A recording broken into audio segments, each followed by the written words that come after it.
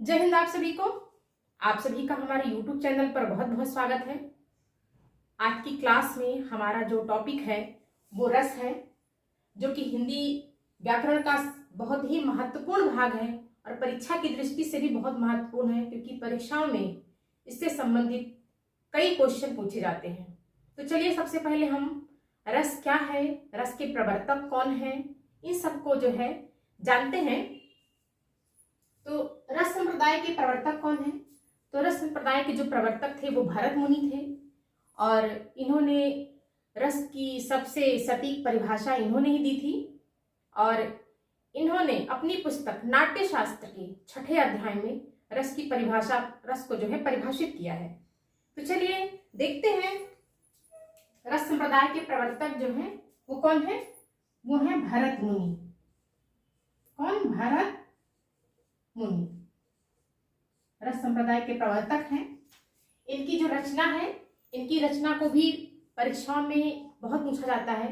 ये क्वेश्चन बहुत महत्वपूर्ण है कि रस संप्रदाय के प्रवर्तक कौन है। तो भरत मुनि है। और ये पूछा जाता है कि रस संप्रदाय के प्रवर्तक भरत मुनि की जो रचना है उसका नाम क्या है। तो भरत मुनि की जो रचना है उसका नाम है नाट्य शास्त्र।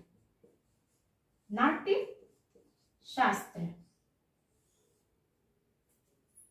और रस की परिभाषा, कभी हमने आपको बताया कि भरत मुनि ने अपने ग्रंथ नाट्य शास्त्र के 6ठे अध्याय में रस को परिभाषित किया है। तो उन्होंने किस तरह परिभाषित किया है? उन्होंने कहा है विभावानुभाव व्याभिचारी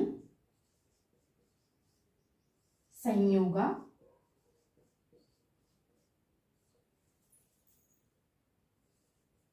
दृश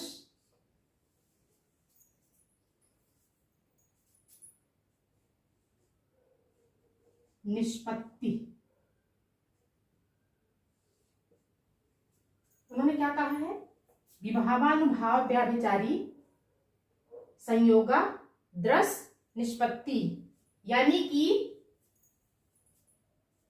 इसका अर्थ क्या है? अर्थात विभाव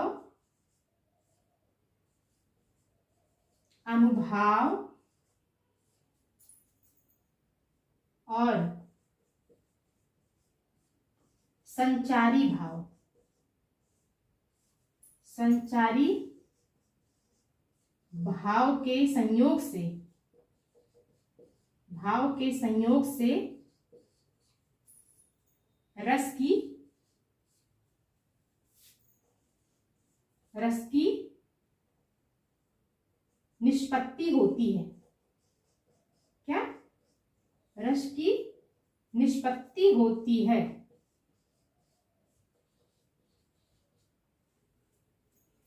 विभावानुभाव व्याभिचारी संयोगा दृश निष्पत्ति, यानी विभाव अनुभाव और संचारी भाव के संयोग से क्या होती है? रस की निष्पत्ति होती है।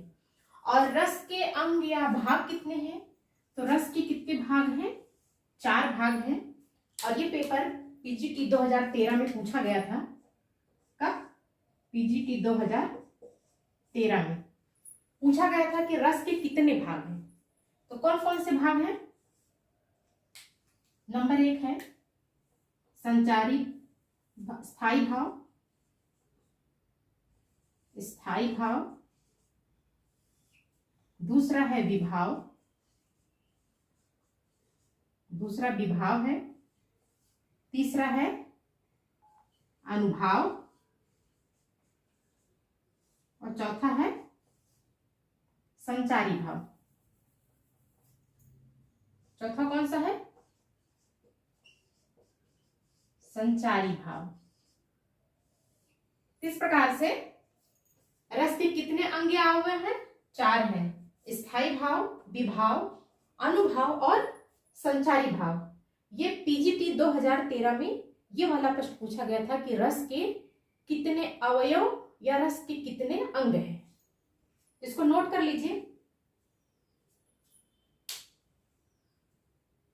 ये वाला प्रश्न बहुत ही महत्वपूर्ण है।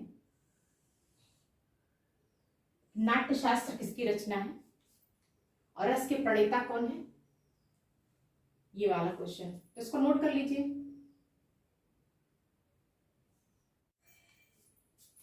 तो हमारे रस के अंग या अवयव में हमारा जो पहला है वो क्या है? स्थायी भाव। स्थायी भाव क्या होता है? स्थायी भाव जो होता है वो हृदय में पहले से विद्यमान होता है, लेकिन वो प्रतिकूल अनुकूल अवसर पा करके वो क्या होता है? वो प्रकट होता है। तो इसकी जो है इसको लिखेंगे,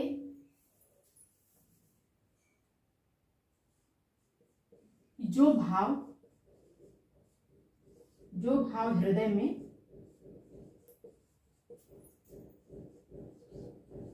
हृदय में पहले से विद्यमान हो, जो भाव हृदय में पहले से विद्यमान हो किंतु अनुकूल अवसर पाकर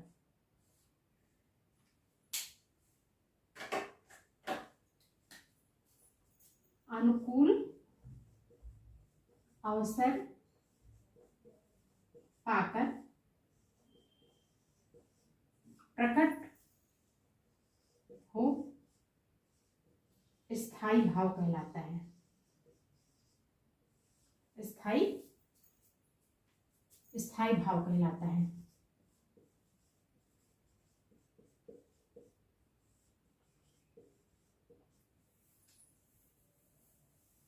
और भरत मुनि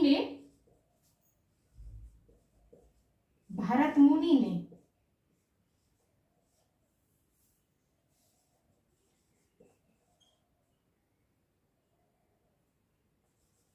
स्थायी भाव की संख्या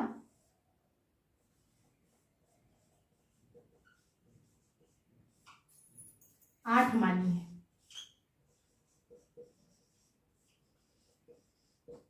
भरत मुनि ने स्थायी भाव की संख्या वैसे कितनी है? 9 है, लेकिन भरत मुनि ने स्थायी भाव की संख्या कितनी मानी है? 8 मानी है। स्थायी भाव की संख्या 9 है। स्थायी भाव की कितनी संख्या है? 9 है। अगर आपसे परीक्षा में ये प्रश्न बनता है स्थायी भाव की संख्या कितनी है, तो आप क्या लिखेंगे? 9 लिखेंगे। लेकिन अगर भरत मुनि के हिसाब से पूछा जाए कि भरत मुनि के अनुसार स्थायी भाव की संख्या कितनी है, तो आप किसको लगाएंगे? 8 को लगाएंगे। लेकिन स्थायी भाव की अगर संख्या पूछी जाए तो स्थायी भाव की संख्या क्या होगी? 9 होगी। इसको नोट कर लीजिए।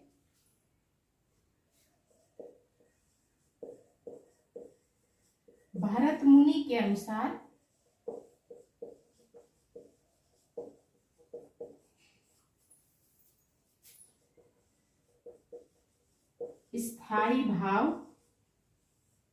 स्थायी भाव की संख्या 8 है। कौन कौन सा है उसको देख लेते हैं। नंबर 1 रति, नंबर 2 उत्साह, नंबर 3 क्रोध, नंबर 4 भय, नंबर 5 जुगुप्सा,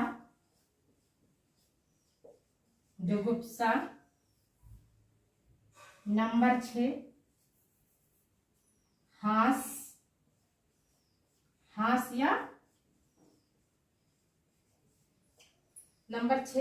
या हंसी, नंबर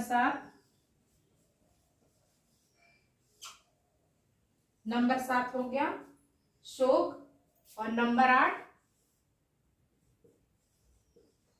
विस्मय या आश्चर्य।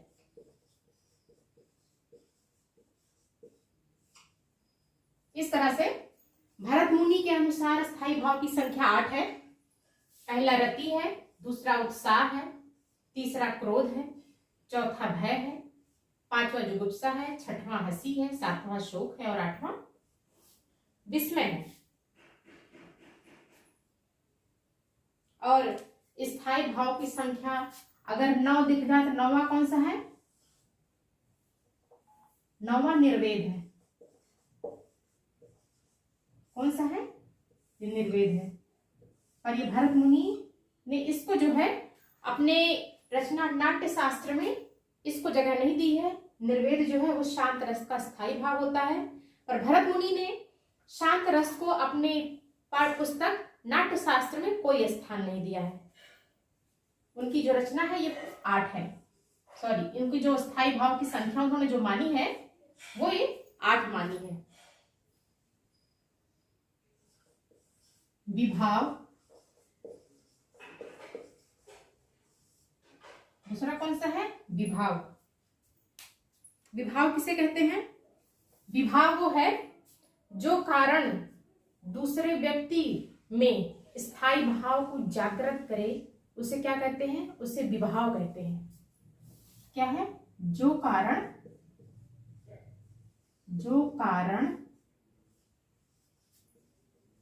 दूसरे व्यक्ति में, जो कारण दूसरे व्यक्ति में स्थायी भाव को, जो कारण दूसरे व्यक्ति में स्थायी भाव को जागृत करे या उद्दीप्त करे,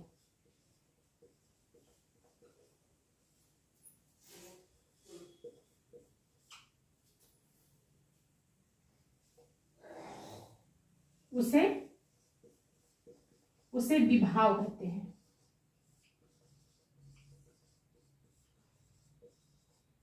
और विभाव 2 प्रकार के होते हैं। नंबर 1 आलंबन होता है और दूसरा उद्दीपन होता है।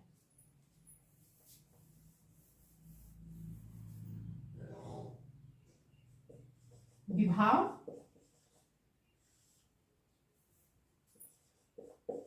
2 प्रकार के होते हैं।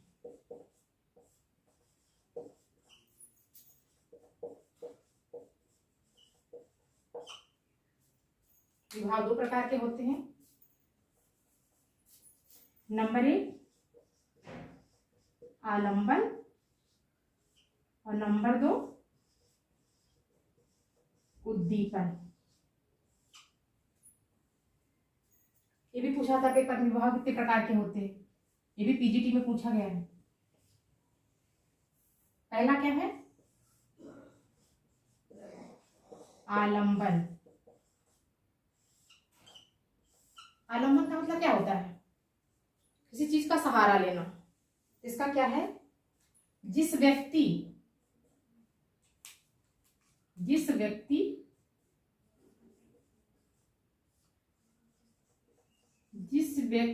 या वस्तु के सहारे, जिस व्यक्ति या वस्तु की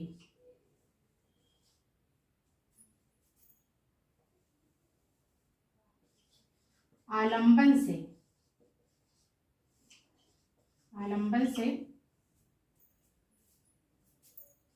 स्थायी भाव। आलंबन का मतलब क्या होता है? सहारे। वस्तु के आलंबन से स्थायी भाव उत्पन्न होता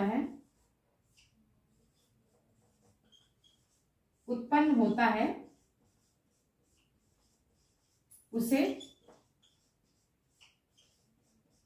उसे आलंबन कहते हैं। आलंबन कहते हैं। आलंबन भी 2 प्रकार के होते हैं। एक होता है आश्रय और दूसरा होता है विषय। क्या है आलंबन? आलंबन 2 प्रकार का होता है। 2 प्रकार का होता है। पहला कौन सा होता है? एक होता है आश्रय और दूसरा होता है विषय। एक आश्रय होता है, दूसरा विषय होता है। इसे आप नोट कर लीजिए, फिर आगे हम बढ़ते हैं।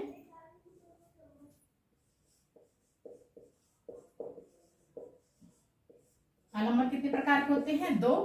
पहला कौन सा है? आश्रय।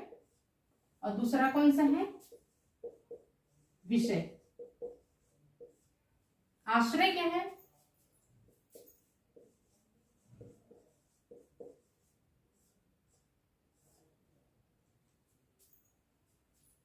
तो आश्रय क्या है? आश्रय वह है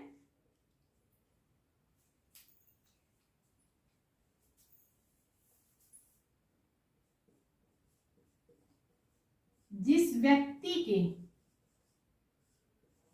व्यक्ति के मन में जिस व्यक्ति के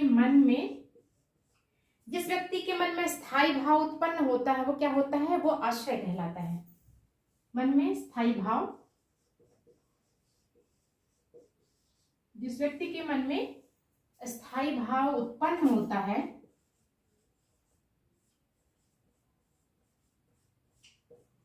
वो क्या है? वो आश्रय है। और दूसरा है विषय।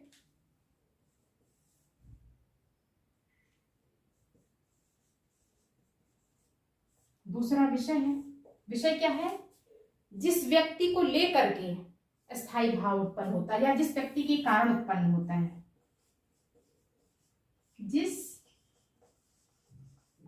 जिस व्यक्ति के कारण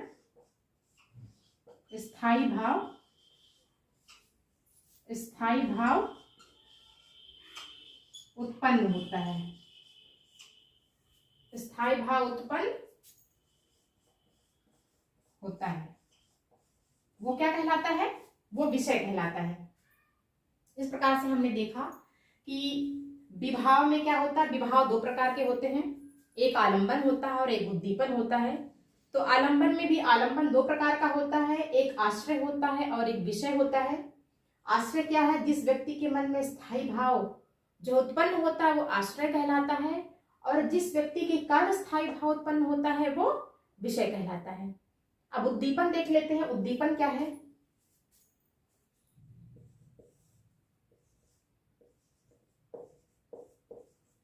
उद्दीपन विभाव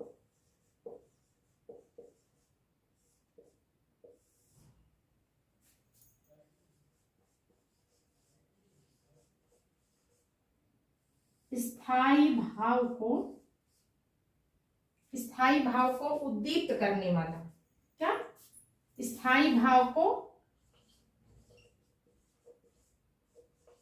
उद्दीप्त करने वाला क्या कहलाता है? उद्दीपन कहलाता है।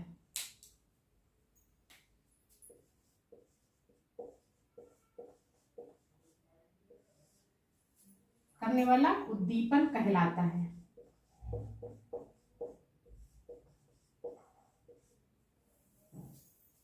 जैसे उदाहरण देख लें।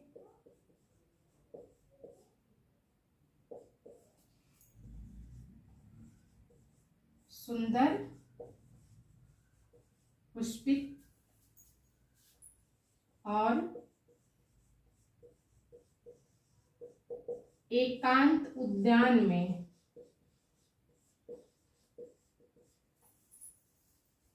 शकुंतला को देखकर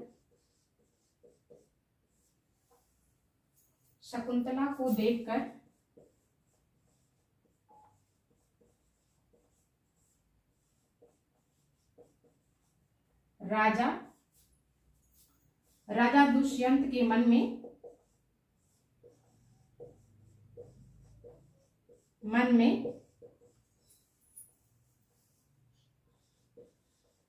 रति भाव जागृत हो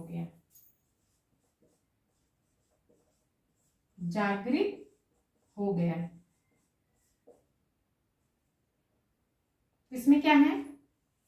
सुंदर पुष्पित और एकांत उद्यान में शकुंतला को देखकर राजा दुष्यंत के मन में रति भाव क्या हो गया?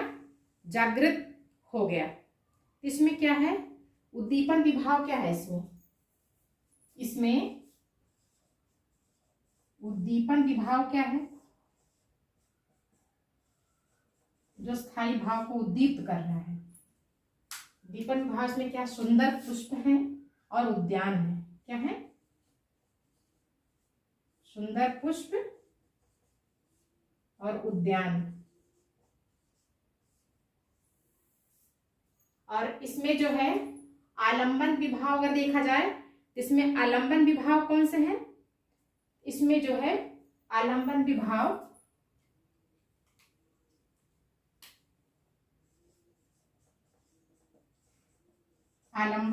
कौन है? इसमें आलंबन विभाग है शकुंतला।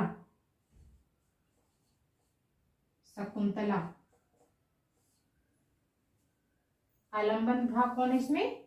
शकुंतला है। और इसमें आश्रय कौन है? आश्रय है दुष्यंत। दुष्यंत क्या है इसमें आश्रय है।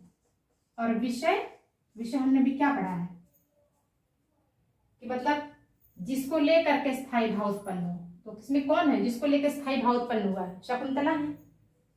अब आश्रय कौन है? जिसके मन में स्थायी भाव उत्पन्न होता है। तो दुष्यंत के मन में स्थायी भाव उत्पन्न हुआ था, दुष्यंत क्या हो गए? आश्रय हो गए। और विषय क्या है? जिसके प्रति स्थायी भाव उत्पन्न हुआ हो, मतलब वही विषय है। इसमें किसके प्रति हुआ था? शकुंतला के प्रति। इसमें विषय कौन हो गई? शकुंतला। इस प्रकार से उद्दीपन विभाग को हमने अच्छे से समझ लिया।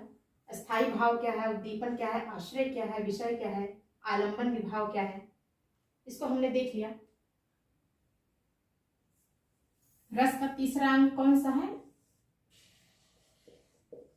अनुभाव।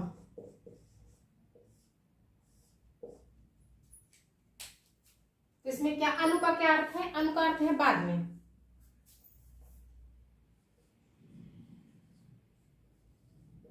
अनु का अर्थ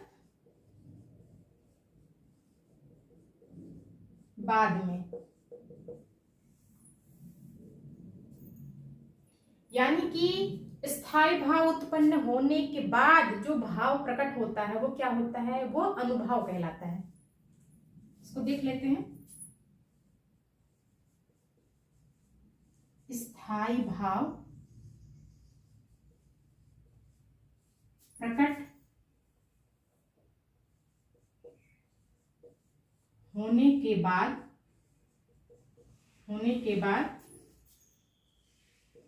जो भाव प्रकट होता है, जो भाव प्रकट होता है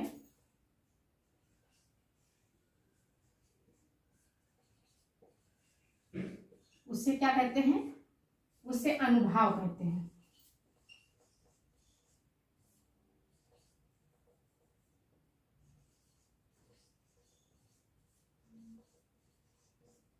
उसे अनुभाव कहते हैं। जैसे अगर उदाहरण के तौर पे अगर हम देखें, जैसे श्री कृष्ण है, तो कृष्ण क्या है?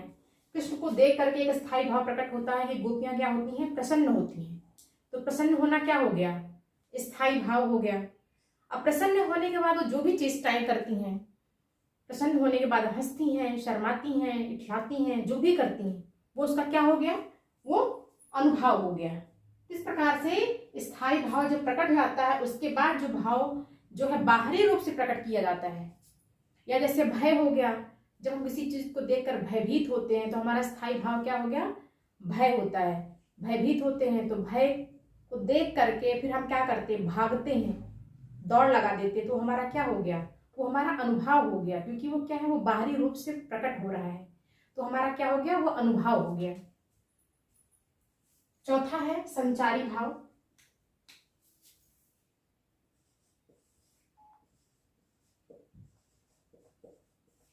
संचारी भाव, तो संचारी भाव किसे कहते हैं? जो भाव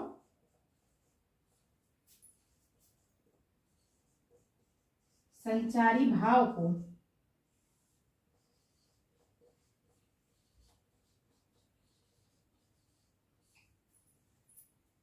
अधिक पुष्ट करता है, अधिक पुष्ट करता है,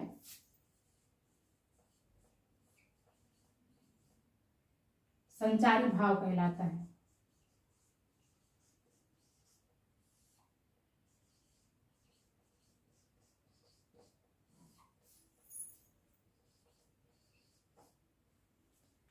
जो भाव संचारी भाव को अधिक पुष्ट करता हो क्या कहलाता है?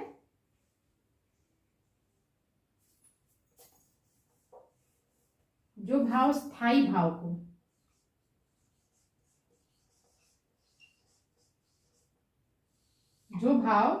स्थायी भाव को अत्यधिक पुष्ट कर दे, बाहरी रूप से प्रकट करने में एक बोल सकते हो कि पूरा जोर लगा दे, तो क्या हो जाएगा? वो संचारी भाव कहलाता है। और भरत मुनि ने 33 संचारी भाव की संख्या कितनी बताई है? 33 बताई है।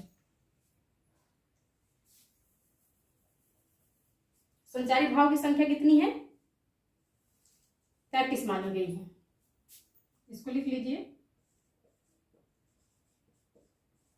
संचारी भाव की संख्या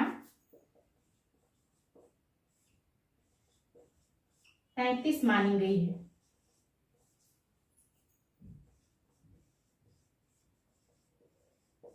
यह भी प्रश्न बहुत ही महत्वपूर्ण है परीक्षा की दृष्टि से। अक्सर पूछा जाता है कि संचारी भाव की संख्या कितनी है, तो संचारी भाव की संख्या कितनी है? 33 है। लेकिन एक प्रश्न और बनता है कि रीतिकालीन कवि देव ने छल को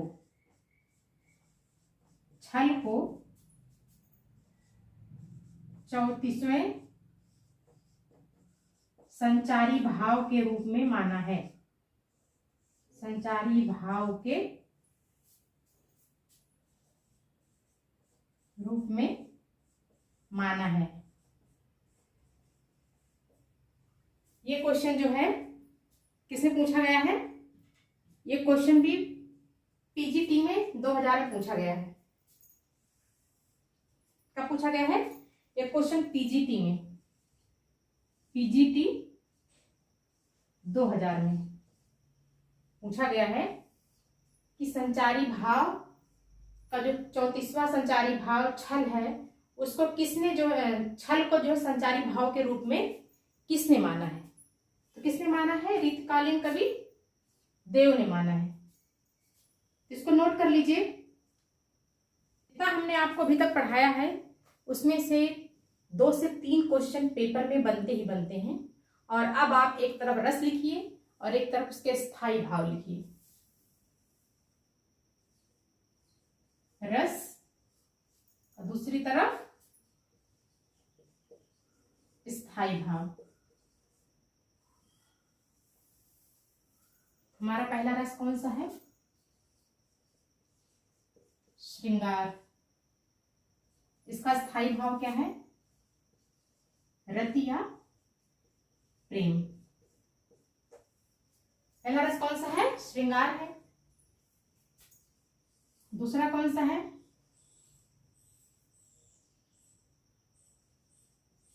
करुण रस। करुण का स्थायी भाव क्या है? शोक है।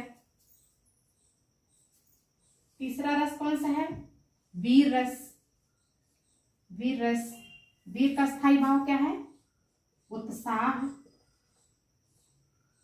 वीर का स्थायी भाव क्या है? उत्साह है।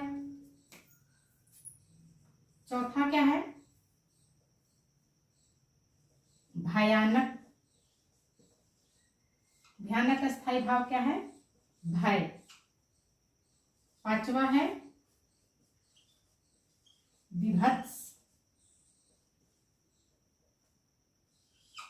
विभत्स का क्या है? जुगुप्सा।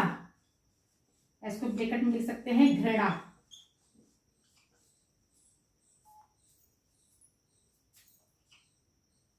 छठवां है हास्य। छठवां कौन सा? हास। हास का स्थायी भाव क्या है? हंसी। हंसी या हास्य। हास्य।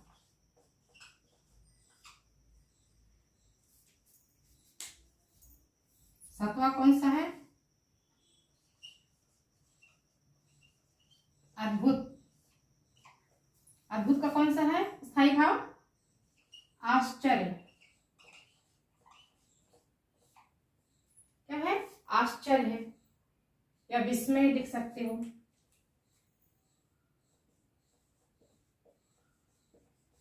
आश्चर्य, विस्मय। आठवां है रौद्र।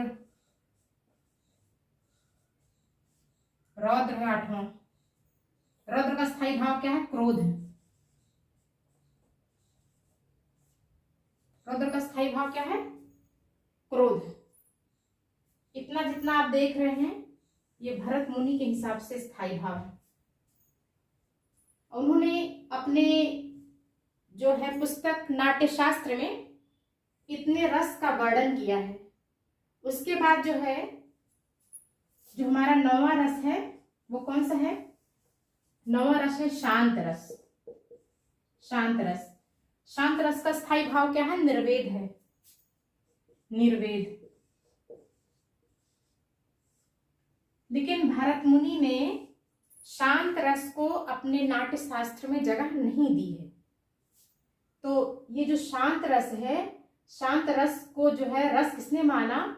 तो एक आचार्य थे उद्भट करके। कौन थे? उद्भट। उद्भट ने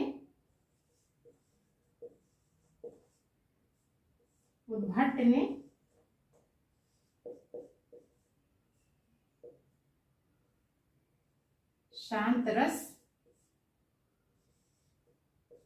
को माना। और एक रस है वात्सल्य। इसका स्थायी भाव क्या है? वत्सलता।